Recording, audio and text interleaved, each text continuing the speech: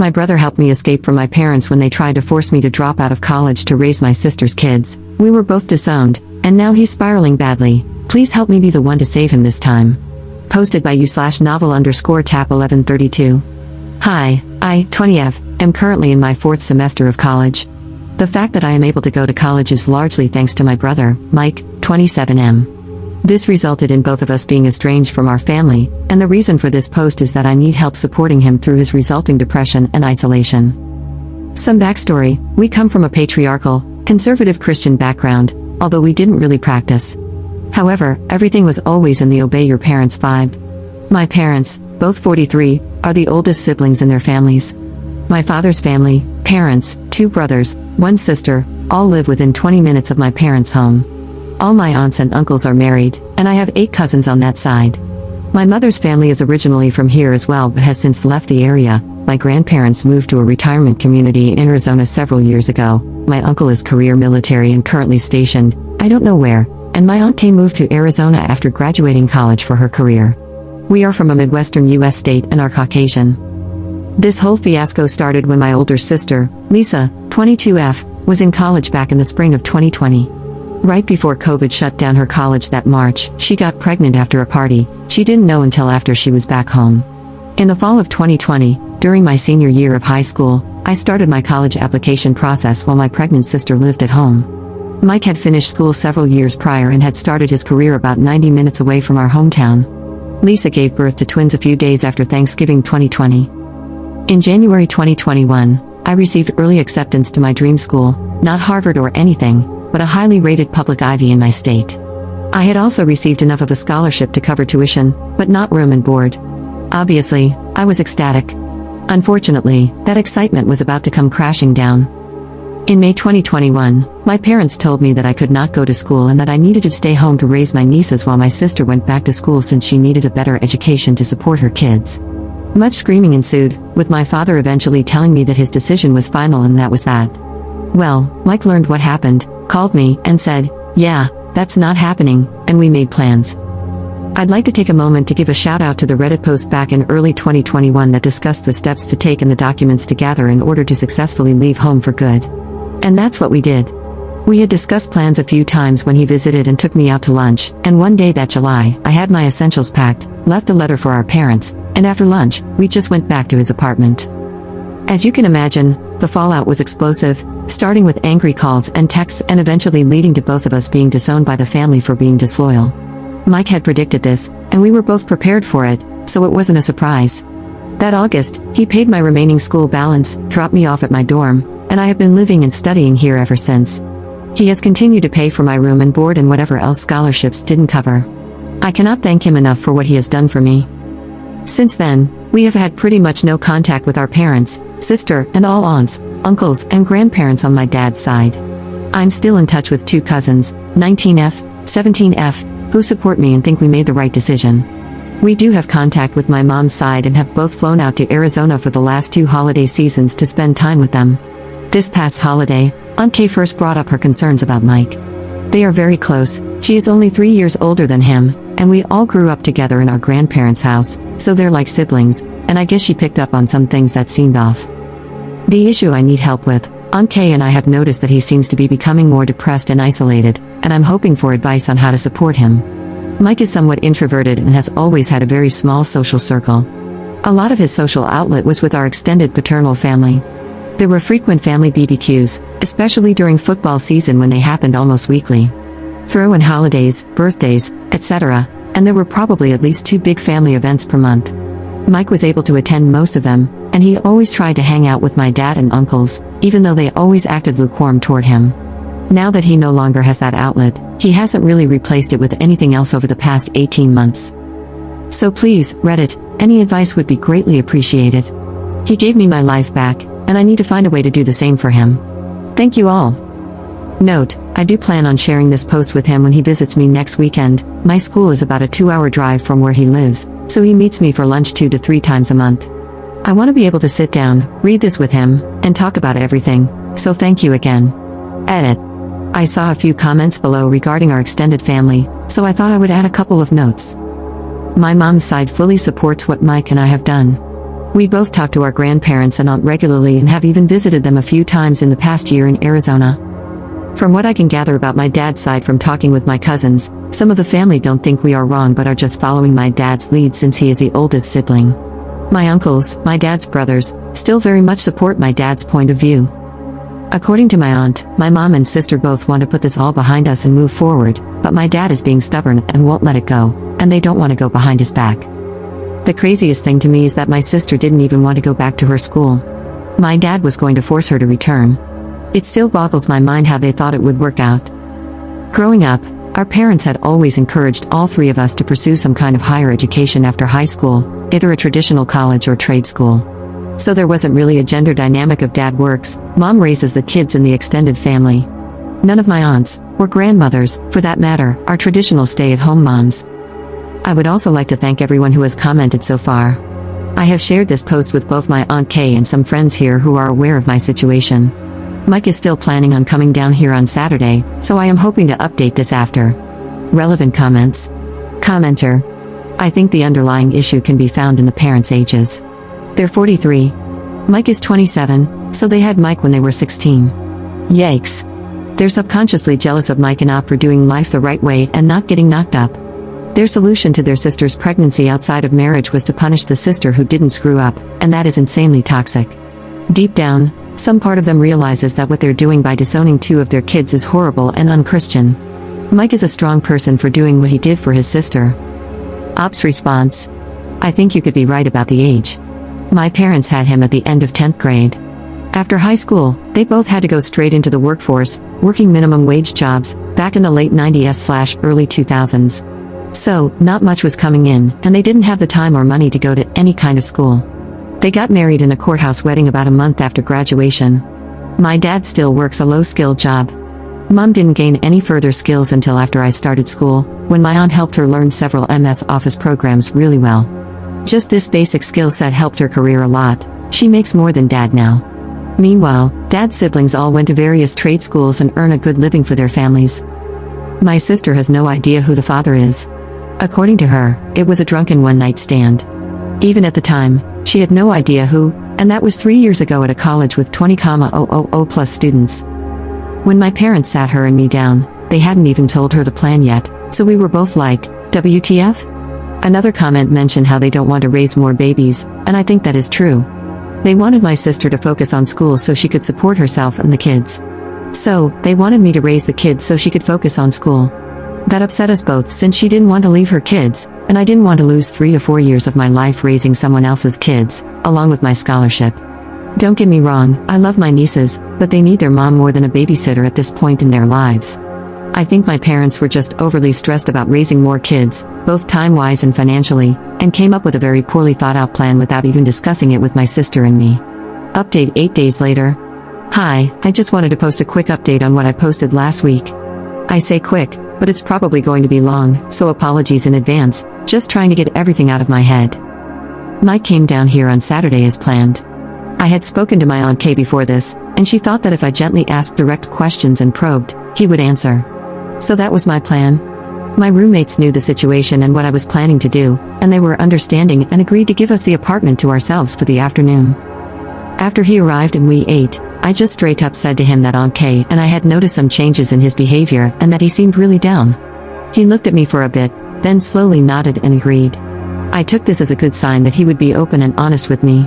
I told him that I wanted to help him, to please be open and talk to me, and that I wouldn't judge him for anything. He said okay. Then I pulled out my laptop and mentioned that I had made a post on Reddit about him, and he gave me a very confused look. I sat down next to him and asked him to just read it, and we could talk about it. Well, he basically broke down with his head in his hands after reading the title. So yeah, I guess it was pretty accurate. I just held him and said that we would talk whenever he was ready. After a few minutes, he was able to collect himself, and we went through the whole post together. Then we started reading the comments one at a time and talking about each one. He took all of the comments and suggestions to heart, and we talked about how he could go about putting himself out there more, both in dating and in trying to make new friends.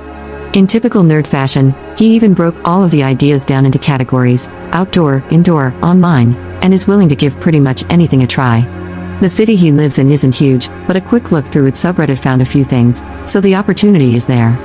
He seemed a little embarrassed, in a good way, about all the praise he was getting. I knew he would be, but I just told him that other people see him for the wonderful brother that he is. There were a couple of comments that mentioned sewer slide or substance abuse that I really pressed him on. He promised he wasn't doing substances or drinking excessively. In all the times I was at his place, he never had more than a six-pack of Guinness or some craft beer. This is something I am definitely going to keep an eye on since I don't want him to drink his pain away. He said that while he never really thought about actually hurting himself, he sometimes feels lost and has dark thoughts that can really mess up his mood. He admitted that he was struggling and very frustrated with himself at times. He said that he often can't even look at himself in a mirror because he's embarrassed about where he is in his life, outside of work, compared to his friends. Really, he just feels like his closest friends have all moved on to the next phase of their lives, while he's stuck, unable to move forward. He's scared that he's going to turn into one of those people who have their own dedicated subreddit on here. He often just drives around the city after work for hours because he doesn't want to go home, and every once in a while, he said he has gone to bed with the thought that he didn't really care if he woke up or not. All of this scared me and broke my heart. He agreed that this isn't healthy, a massive understatement, to say the least, and that he needs to seek professional help soon. We talked about his social life after college. He said that for the first couple of years, he and his closest friends and their significant others would meet a few times a week and travel somewhere together every few months. He separated from his girlfriend of 4 years in 2019. He and his friends still met up after the lockdown started in 2020, but it became less and less frequent as they became more involved with their partners and later, their kids. Eventually, they were meeting once a month or less. Mike recognized this but said he had a hard time meeting new people to go out with or finding people who were looking to make new friends as opposed to just chit-chatting while doing whatever activity they were doing. He said he found it very hard to break into existing friend groups, and has some acquaintances but not really anyone he feels close to.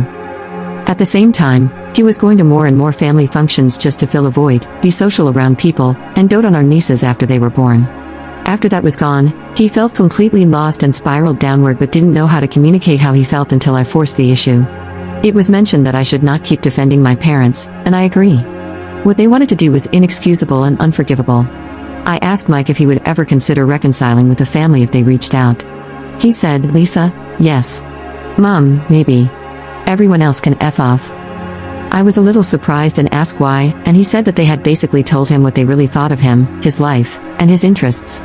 He pulled out his phone and showed me the old texts from when I left, multiple messages from our father calling him a disgrace, disowning him, demanding that he return me to them, WTF, I am not property, calling him the mastermind of this plot to destroy the family, and all sorts of other vile stuff.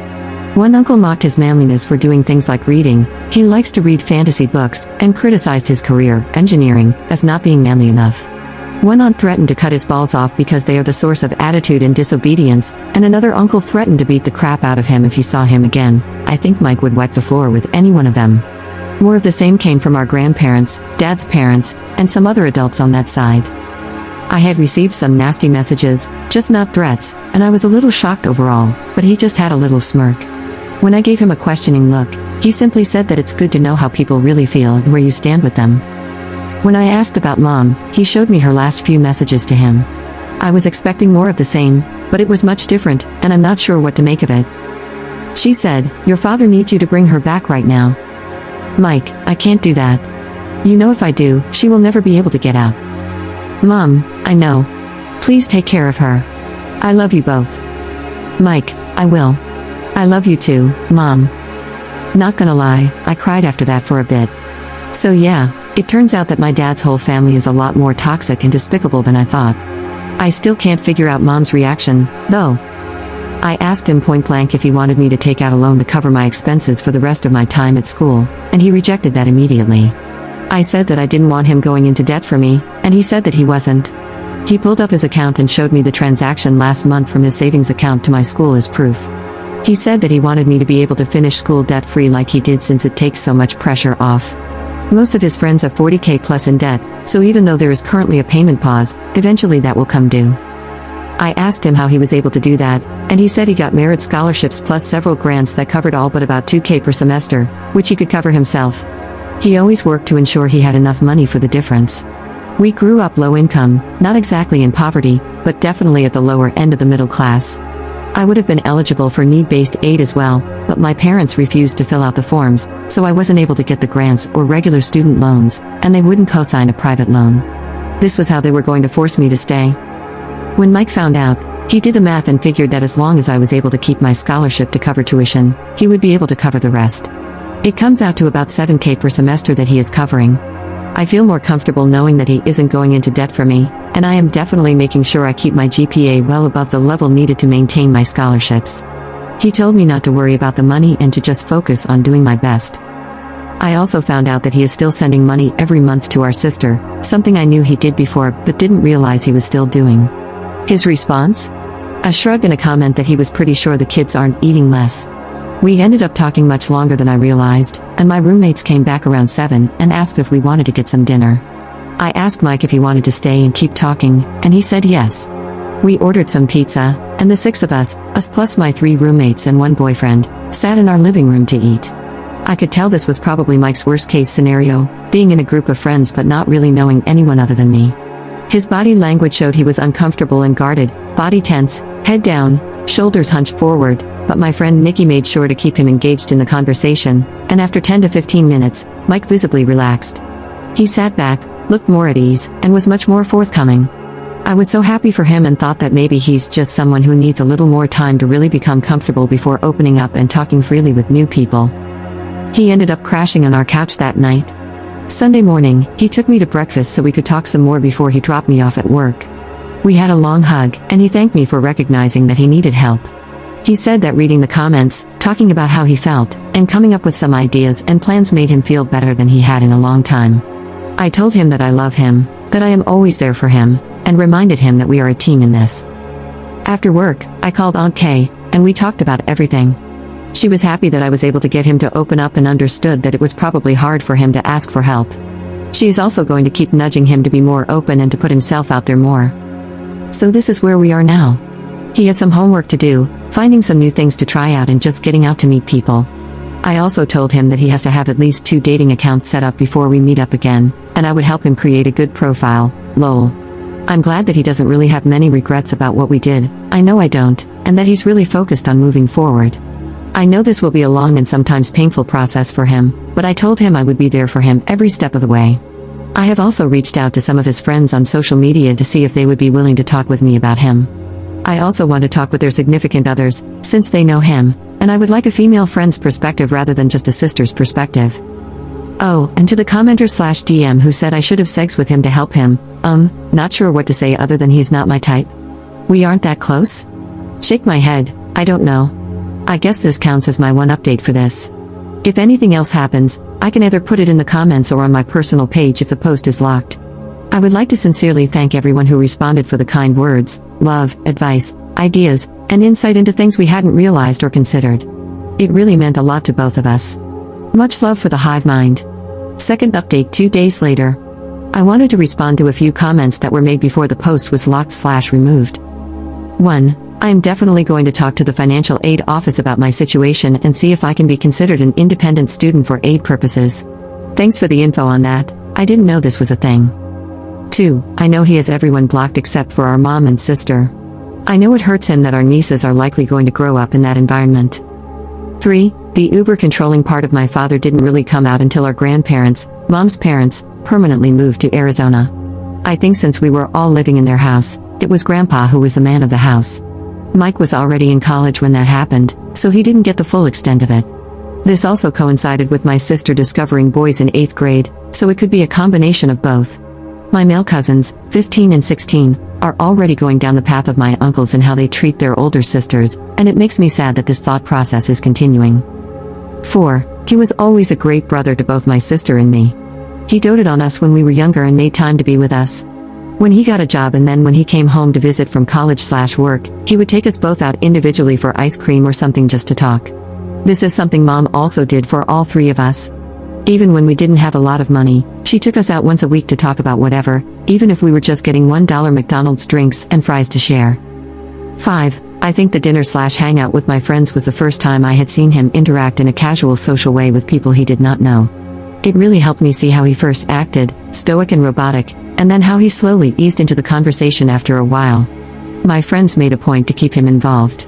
The boyfriend, Rob, even got to talk a little about school stuff since Rob goes to the college that Mike did. They both went to my school's biggest rival. It was like as soon as he was able to relax and feel like a part of the room, he changed and was able to engage naturally. 6. He agrees he needs to treat his mental, emotional, and social health with the same priority and focus that he uses to help those he cares about and work on building new relationships. It will likely be a long and sometimes painful process for him, but he knows he has support. 7. He is working on setting up an appointment with a therapist through his employer's EAP to help him work through some of the issues I brought up in the update. I promised him I wouldn't judge him, but some of the things he said really scared me and broke my heart that he kept so much pain inside. 8. I hadn't seen the family texts he showed me before. They are all from when we first left, he just never deleted them. I think everyone is right that my mom is suffering from emotional abuse. I am worried for her, my sister, and my nieces in that regard. 9. I plan on, and have already started, doing more FaceTime/phone calls with him instead of just texts to try and make a more personal connection. Third update 1 week later. Hi, I originally posted this as a comment and am adding it here to keep a record for myself. I realized after my original post that I was way too close to the situation to give an accurate assessment of my family dynamic. I was even trying to defend my parents at one point, so, yeah, WTF? I learned a lot by going through the comments here, and it made me think. Yes, my parents preached a lot about being good Christians, obeying your father, etc., but there was more to it, as some pointed out. I feel my father's family is a lot more narcissistic and controlling than is typical in our community. My mom's family was from the same church but was far more moderate. So, looking at it now, it's hard to separate the church from the family. But in the end, it probably doesn't really matter. One thing for sure is that my father was the oldest son, even among his cousins, and was expected to set the example for the rest of the family. That didn't work out so well and was embarrassing for the whole family. My father wasn't able to pursue any further education after high school and has basically worked low-wage jobs his whole life. In contrast, my uncles all went to trade schools and make a much better living than my father, another hit to his pride. My mom eventually got some computer/office software training after I started school and landed a much better job. She makes more than my father now, but not so much more that she could support my sister and nieces on her own. My father does not want to raise more kids.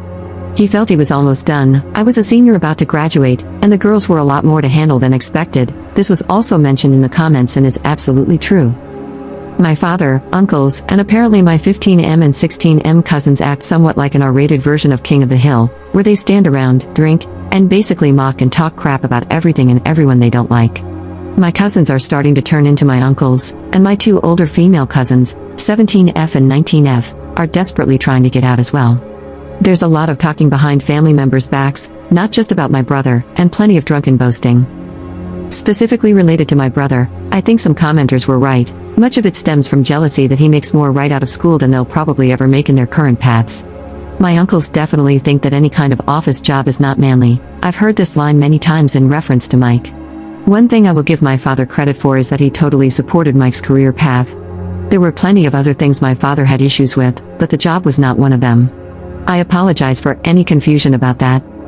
They all openly mocked Mike for his interest in reading, computer games, and robotics. He was part of our school's robotics club.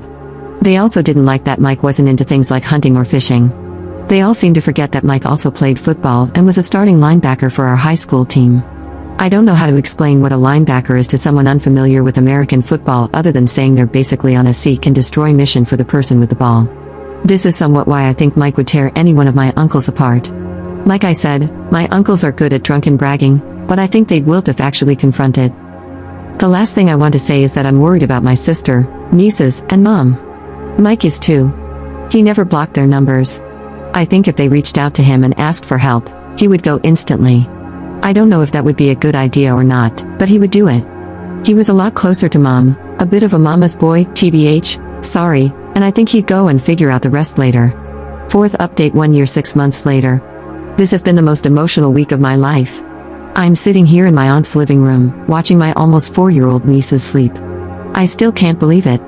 Mike and I had been planning to visit our grandparents and Aunt Kay and her family for a while. We left the day after my summer internship ended. We had no idea that they would also be visiting. My mom and Aunt Kay confirmed that they wanted to surprise us. Well, they succeeded. When Mike and I landed and I turned my phone on, I saw a message from Aunt Kay that was just a selfie of her, my sister, and my mom, with a note that simply said to have a safe trip and that they would see us soon. I almost broke down right there in the airport and showed Mike the message. He started breathing heavily, but his face was unreadable. I'm glad he was driving because I don't know if I would have been able to. When we pulled up to the house, my mom and Lisa basically tackled me in the front yard, eventually pulling Mike into a massive group hug as well. Since then, the week has mostly been filled with talking, laughter, tears, and hugs. Mom and Lisa have taken us both aside many times to talk one-on-one, especially Mike. The only downside is that my nieces didn't recognize Mike or me, which is to be expected, I guess, since they were only about 8 months old the last time we saw them. I hate that I have missed so much of their lives. They seem to warm up to me in a few days, probably because my mom, Lisa, and I look pretty much alike, only differing in height and hair color. They have yet to really warm up to Mike, but Lisa has repeatedly assured him that they will get to know him. So yeah, that's where we are right now. I'm completely emotionally drained, but I couldn't be happier. Mike and I head back home later today, and I start my senior year next week. I know I will get to see them regularly. I'm glad my mom finally told my father that she is going to have a relationship with all of her kids regardless of how he feels. It feels like that giant void in my life is now gone. Thank you to anyone who has read and responded to my story. It has helped both Mike and me these last 18 months more than you will ever know. Love you all. Op does a mini life update in a comment 4 months 3 weeks later. Thank you. We are all doing so much better now. They have visited me at school several times this past semester, and we all spent Christmas at Mike's house. We are still taking things slow with the kids, but I am getting to know them now, and I can't express how happy that makes me.